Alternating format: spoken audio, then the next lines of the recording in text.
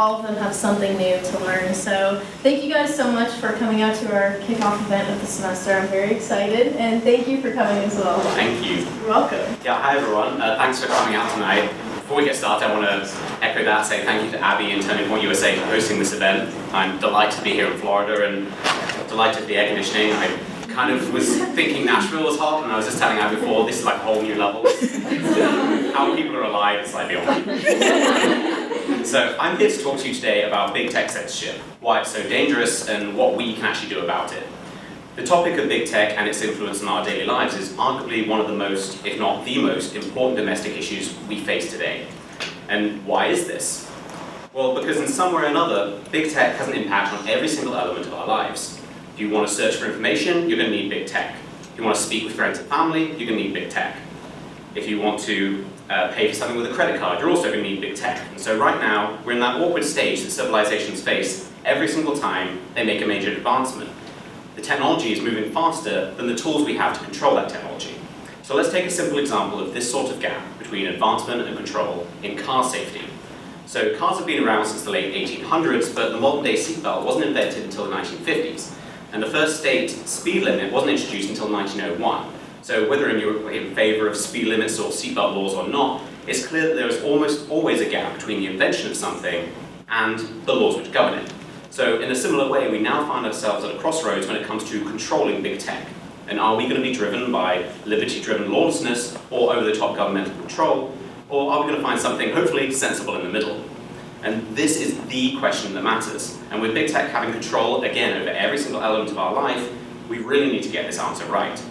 Unfortunately, I think we're on the wrong path right now, and unless we make some changes soon, it'll be too late for those of us who, like all of us here, care about fundamental American principles like freedom of speech. The entire subject of legislating big tech is going to be way too complicated for us to talk about in 15 or 20 minutes, so let's take a look at one of the biggest pieces of this puzzle, which is the issue of censorship online. So for any political issue, it's important to first clearly define the terms we're using. If we don't, we end up arguing past each other. So for example, unless you define what is and isn't human life, the debate over abortion is pointless. If someone you're arguing with doesn't believe that an unborn baby isn't even alive, you're going to waste your time convincing them that they're killing something. So in their opinion, it was never alive in the first place. And in the same way, we need to understand what big tech censorship actually means before we can talk about it. So to censor something means to suppress or prohibit certain content for a certain reason. In the context of big tech, this means tech companies, and not just the big five of Amazon, Google, Facebook, Twitter, Microsoft, some of them are listed up there, but all tech companies. They are suppressing certain content, behavior, viewpoints, or even banning them entirely. I'm sure most people in here have had a post deleted or something. Happens to me more than I would like. There are almost too many examples of big tech censorship to actually list. There's the classic style of censorship, which we've seen on social media platforms, like certain posts, certain viewpoints being banned. Then there are more subtle forms, like ranking adjustments by search engines, like Google, making it difficult to actually find certain viewpoints in the first place. Then there's pressure campaigns by credit card companies to try and strangle certain customers out of existence. And finally, there's the provider-level acts of censorship, with servers which host websites and other platforms taken down entirely, effectively banning entire companies from the internet. And who is engaging in this sort of behavior? Everyone. And I mean everyone, but not quite in the way you think. Some level of censorship is actually a necessary part in an online society which has some set of standards. After all, in a truly free internet, we could all spread child pornography or directly and openly plot acts of terrorism. So that given that any sensible person can agree that the existence of some standards is needed, the debate now becomes where we should draw this line. And it's this line between the acceptable and unacceptable in the world of big tech which is the crux of the problem. And as of today, that line has been drawn entirely incorrectly, and those looking to redraw this line, in my opinion, aren't looking in the right place. The biggest flaw in how this line has been drawn, as I'm sure we all know, is unquestionable bias. Let's take a look at one example, which I'm sure you all know, which is not only demonstrative of this kind of anti-conservative censorship, but the impact this form of censorship can have. Only a few weeks before the 2020 election, the New York Post published a now infamous story titled "Smoking Gun Email Reveals How Hunter Biden Introduced Ukrainian Businessman to VP Dad." It's one hell of a title. This story was banned on multiple social media platforms despite never being debunked, and Biden went on to win the election. And why does this matter? Well, 45% of Biden voters in the 7 swing states knew nothing about the Hunter Biden story, and 9.4% said they would have changed their vote if they'd known. 9.4% by the way, is bigger than Biden's winning margin in any one of these swing states.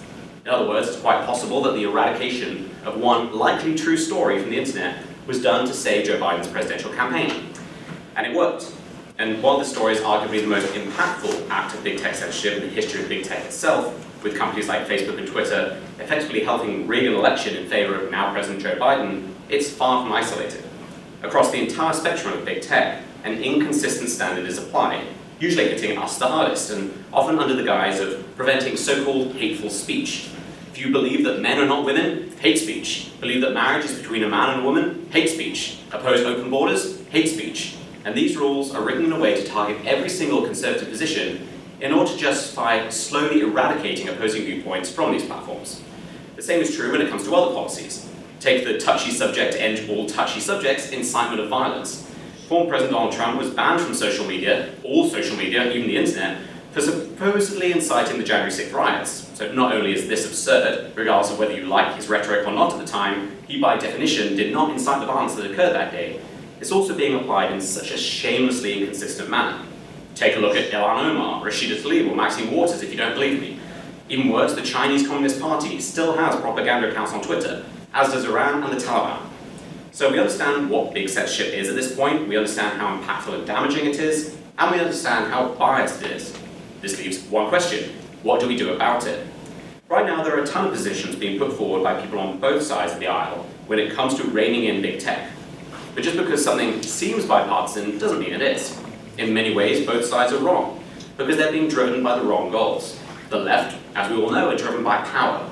They don't always really care about big tech, which is always exclusively run by Democratic Party voters who have very deep pockets when it comes to elections.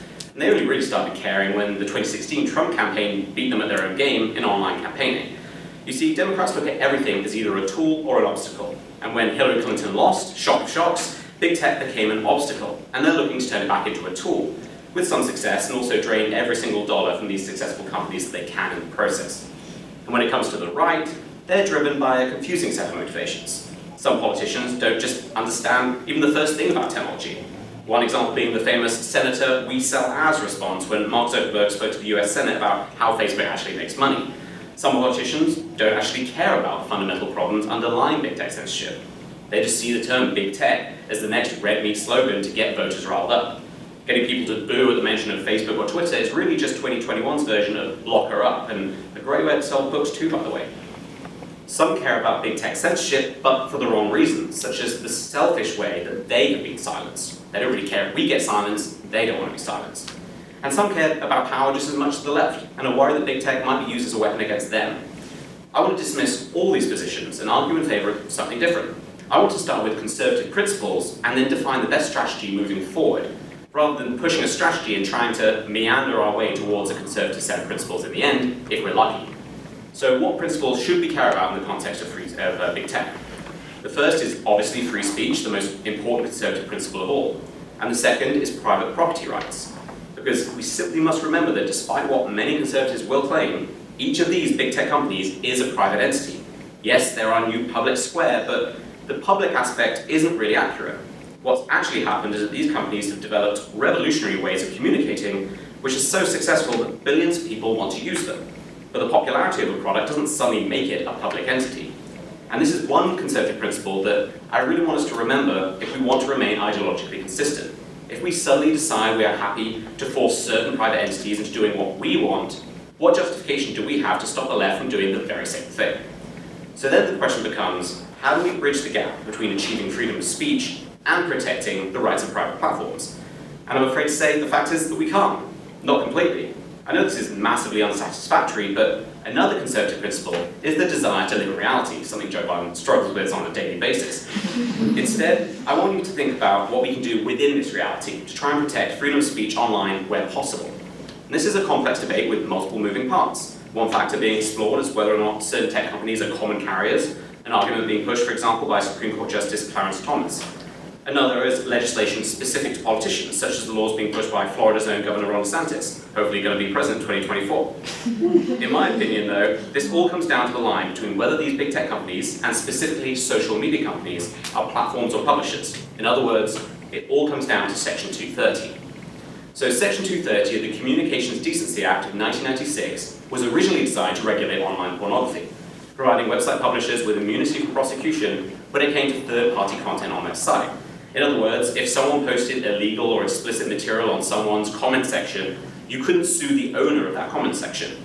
But over time, it's become clear that Section 230 is being abused. In Part C of Section 230, protection for so-called Good Samaritan blocking and screening of offensive material is outlined.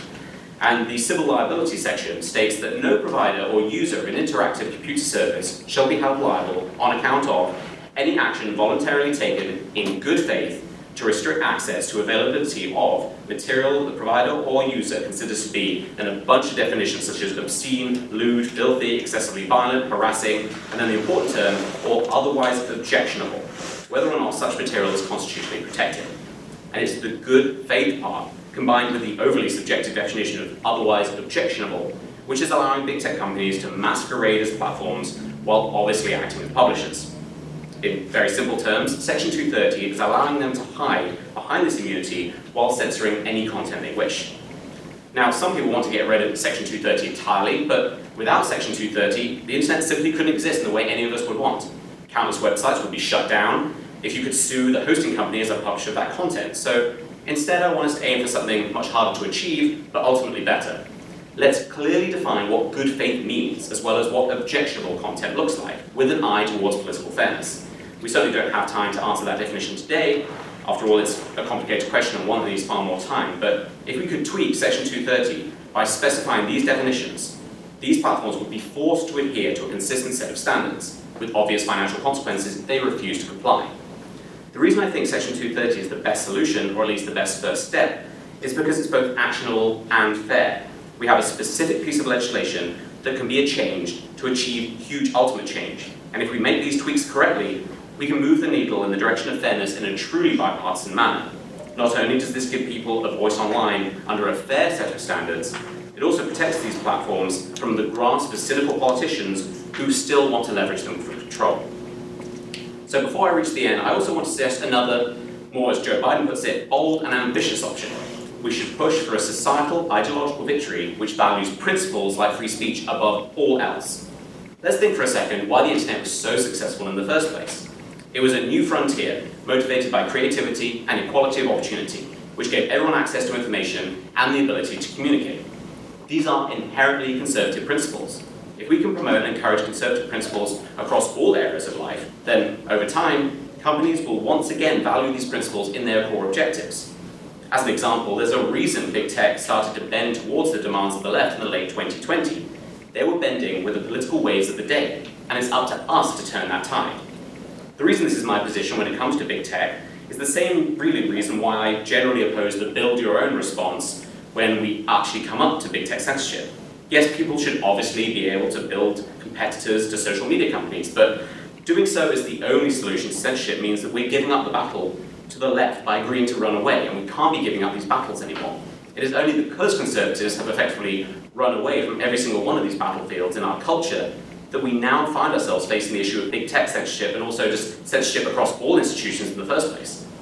The truth is that big tech is just one of many, many, many institutions entirely dominated by the left. So my answer to the problem of big tech censorship is twofold. In the short term, redefine Section 230. In the long term, focus on promoting conservative values like freedom of speech in every aspect of our lives. Because if we don't promote conservatism as broadly as the left have promoted leftism, the battle over big tech simply won't matter, as we will have lost the war. In that scenario, the inability to tweak what we want will be entirely irrelevant. Thank you for listening, and I'm happy to answer any of your questions on big tech or anything to do with politics, culture, anything you like.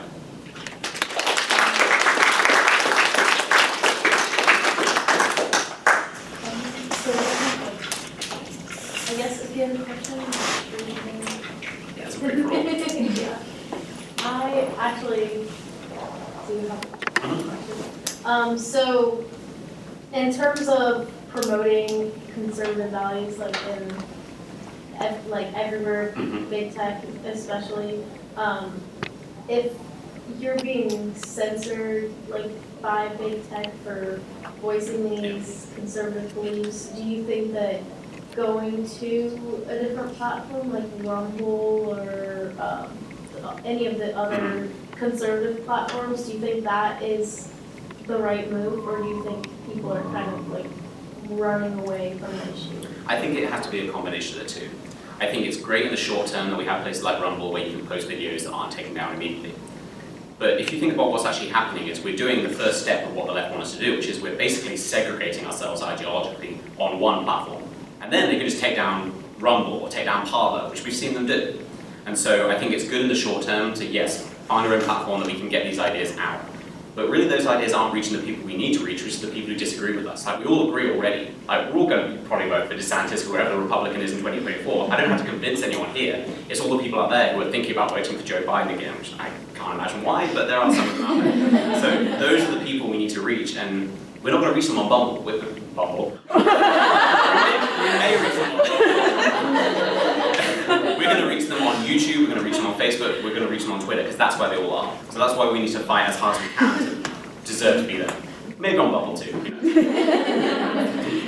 You know, they're probably biased too. So. Oh yeah, I have many friends who have been broken up with on Bumble unceremoniously because they tell you they work for the Daily Wires. It's like the conversation they have to have.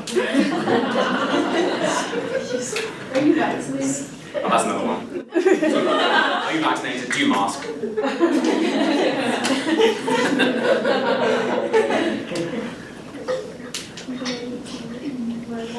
Oh yeah, go ahead. Yeah, so what do you think the conservative viewpoint on the free market, something like this should be? Because me personally, like, I consider myself a conservative, but not a libertarian, but conservative. So I view the free market as a useful tool to, improve society, make it better, but I'm not necessarily a free market absolutist. Like, I think something like this, Facebook, Instagram, YouTube, like, all these things are clearly in practice, maybe not in principle, but in practice, they are the new town square, they are the public sphere. And so for me, ideologically, I don't really have any reservations about necessarily saying, let's expand the Civil Rights Act that already applies to private businesses with discrimination as it comes to gender or race, stuff like that, and let's just expand that to political views. Like, what's your principle in terms of just simply mandating that these platforms protect all constitutional free speech online? Because that's basically where I stand on it. Yeah, so I think what you're talking about is the idea of lawfare, which a lot of conservatives talk about now. I think people got used to the idea that conservatives don't want to touch any new laws, we want to just leave people alone. And I think that's, as you pointed out, the divide between libertarianism and conservatism.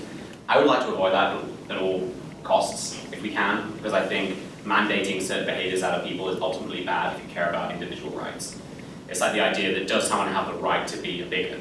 It's like, technically, yes. And I think that we open a door. I know slippery slope arguments aren't great, but if we're forcing companies to allow certain viewpoints rather than looking for that almost as a societal level, that's why, abortion, for example, people are so obsessed over fighting abortion in terms of legislation. The battle for abortion is cultural, entirely cultural. And I think the same is true of political views. I think the fact that we've been forced out of the Overton window is a problem of our society generally. I don't think it would necessarily be solved by forcing these companies to allow us to have our right to speak on these platforms. So I think that's something I would do in the long term. Let's say no conservative candidate was able to get out there to voters. I think that's something I would like to consider, but it would be very much a last resort for me. I would much rather bring people through to the idea that free speech is a good thing rather than forcing it upon them.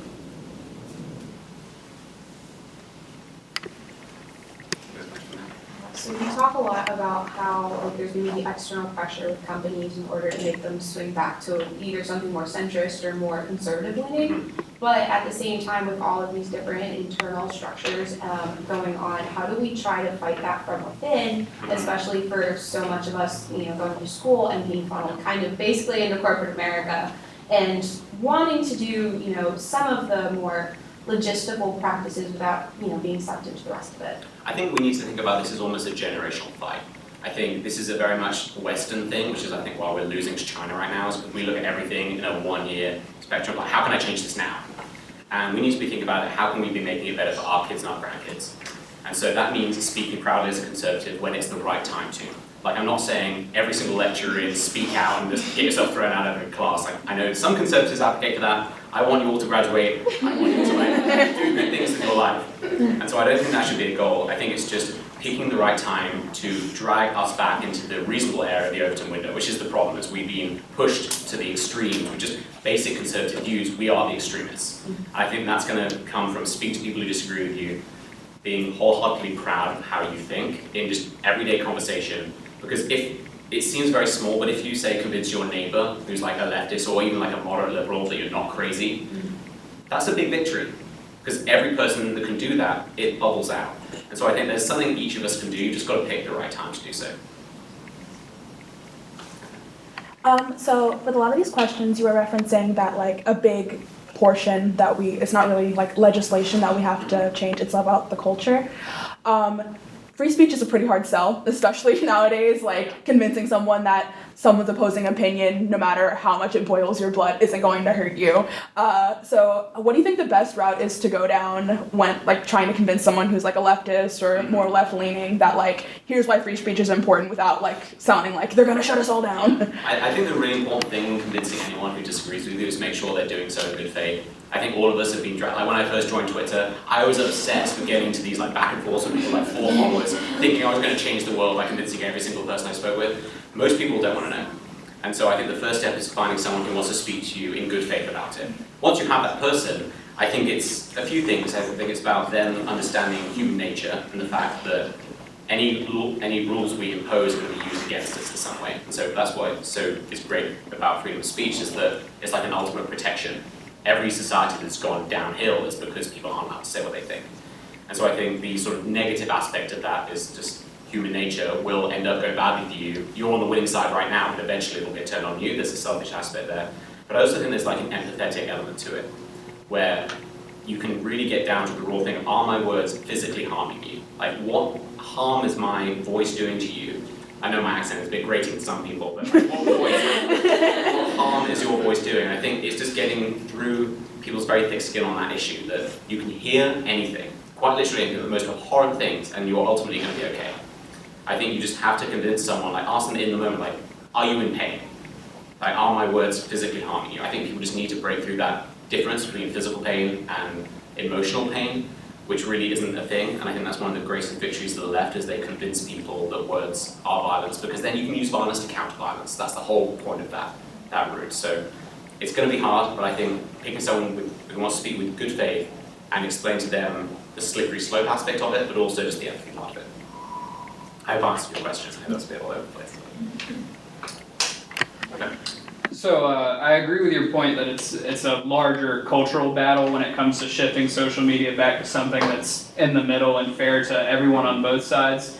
But you also mentioned that the importance of competitiveness and competing social media accounts. But you look at something like the Parler situation, where Parler was up and coming, and then because of the largeness of Amazon, they were able to shut it down because it was run on their servers. So while you may be against legislative action in some cases, such as like he was talking about expanding the Civil Rights Act, do you think that something very trust-busting-esque for these companies that have become so large that they're almost more powerful than the US government at this point, do you think something like that would be an appropriate legislative response? I think so. I think especially when we consider the difference between social media platforms and the platforms on which those social media platforms are built. So if we talk about something like Facebook, I don't think we should be breaking Facebook up. I don't think we should be necessarily punishing them if they want to buy their competitors. But if you have people who own the space on which the internet is built, then that's obviously part of our world. That is far more public square-ish for me than Facebook is. Because Facebook is a private entity, but when you're controlling the common carrier world, it's like you controlling the railways or you controlling the streets. It becomes a very different thing. And so I think I want to be very intentional. I think this is something Clarence Thomas talks about a lot when he talks about common carriers. He talks about Twitter as a common carrier. I don't necessarily agree, but I think when we're talking about something like Amazon, when they control, I think it's in the 90s percentile of the amount of server space they control. Like, they have the internet basically in the palm of their hand, which is so dangerous when you have something like Parler that they can just shut down overnight. I don't think that's not even a political issue. I think that's more, do you want a company that can just flick a switch and coordinate? Because it was coordinated. Like, Apple Store shut down Parler, and then the next day they were taken off the internet. I think whether we have to do that through legislation or other means will be seen, but there is a divide for me between social media platforms and the next tier down. I think Michael Knowles has a tweet where it's like build your own Twitter, build your own Amazon, build your own internet. I think we need to find the line there between where it's reasonable to expect people to build their own and unreasonable. I think the server side of things is unreasonable, simply because they got there first, and I can't build a server farm. It doesn't matter how much money I have, I can never get to the point out of that. You talked a lot about time and it taking time for rules to come up with it. Is there a time frame you see for us for the rules to catch up with big tech? Like a decade, 100 years? Like how long do you see Oh, this fight? I think it's going to be very soon. I think it has to be. I think we're at the point where big tech is so out of control in terms of the influence they have. I mean, their influence on the 2020 election, I think, speaks for itself. So I think we need to change something very soon. I think that's why Ron DeSantis is pushing so hard for it. I think he understands that it's going to be a huge issue in 2024. I think Biden doesn't have anything going for him, and so every institution is going to be coming out, pushing as hard as they can to hit, and convincing everyone that every conservative is effectively a Nazi. That's going to be their line, because it was their line last time, and it was time before. And so I think it's something we have to fix in the next election, hopefully, maybe the election before that, but it's within the next 10 years, because otherwise we are not going to recognize the world we live in. I don't think it's something like cars, where not having seatbelts was bad because the individual in the car was hurt. We are all living in a world that's controlled by big tech, whether you want to or not. I think that's the difference. And so I think it's urgent that we fix something as soon as possible. And hopefully it will be, but there's a lot of bad ideas out there too. And so that's always the worry with all legislation, is that people want to do something regardless of what that something is. It's like you always see this in a disaster. Everyone's like, what is the leader going to do? I care more about what they're actually going to do before endorsing it. And so I think that's something we need to be reticent of as well. You touched on this a little bit, but I'm just hoping you could elaborate on it a little bit more. I think there is like a big push from a lot of conservatives to just back out of all of the big tech platforms, like completely. Like I know my parents are like, they're tracking you, like they're censoring everything, like They you definitely need to are. just get out. And I think that I don't know, like it's funny because I'm like, Mom, like you don't know what you're saying, but also you do. So I think like it's just that comes from like a general sort of hopelessness and like wanting to form those other platforms to like feel like you have people that are in your corner. But I think like what you're saying, that's exactly what they want us to do. So how do you like maintain a presence? Because I've been censored before on social media, and like what do you do when that happens? And then how do you not fall into that hopelessness of like, okay, no matter what I do, like they're still putting the posts I want to see, like where I can't find them, or like censoring people that would know what is right if they were able to see it. Like how do you maintain that presence and not feel hopeless / not just like back out? Kind of be a coward, I guess. I think that's a really good question. I don't think it's cowardly at all. Like, to clarify, I don't think choosing not to go on a platform you want is cowardly. I think everyone has to make their own choice, and some people say need social media for their business. Like, I don't think you should destroy your business because you want to make a stand.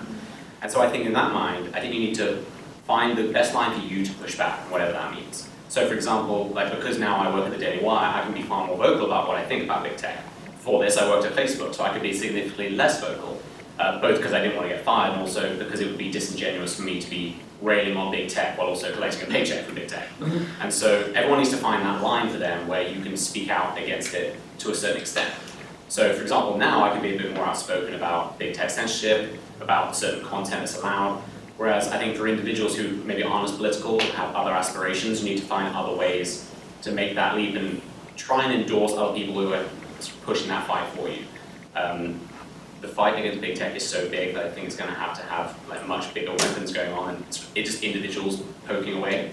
And so I think it's about trying to get elected officials in place who have the same ideology as you, things like that, and then trying to solve the cultural issue with interpersonal relationships rather than social media, and then hopefully we'll be pushing the needle in the right direction that way. But it's a hard question because there's no obvious answer. We're fumbling in the dark in terms of this battle. There's no obvious end in sight where we want to reach, and the path to it is very unclear too. So I don't want to act as if I know exactly what people should do. I think it's all about finding the line that works for you. If you're both comfortable with yourself, like you can look yourself in the mirror at the end of the day and be happy with yourself politically, but also not ruin your life in the process, because that's not helping anyone. Ultimately, everyone here should want to be as successful as possible, so you can go out in the world as successful as possible with a voice to push conservatism, like if that's what you care about. So you think like laying low until you get to a position of influence is? I don't think necessarily laying low, but just picking how high you want to stick your head out of the trench. Like going on Twitter, for example, if you're not that prominent, and just making tons of comments about transgender people, for example. Like you may be right, men are not the same as women, obviously. But some people will get thrown off Twitter for that. And is it advantageous for you to have said something that is objectively true and be thrown off, rather than saying, you know what, I know this is going to go this way, I'm going to let other people push this fight, I'm going to talk about other issues that maybe aren't as much under the spotlight. Now of course that's a slippery slope, because eventually all these issues will have exactly the same treatment. But in the very short term, I think being careful, as long as you know the fight is going on, there are people pushing Twitter to not ban people for saying objectively true stuff, taking that as your burden, I don't think is necessarily advantageous if you have other goals in mind. If your goal is to get thrown off Twitter and then make that your personality, like some people do that, like them being censored is their thing, then that's a very different thing. But if you want to use the platform to reach people, the goal should be to change minds, right? That should be the goal.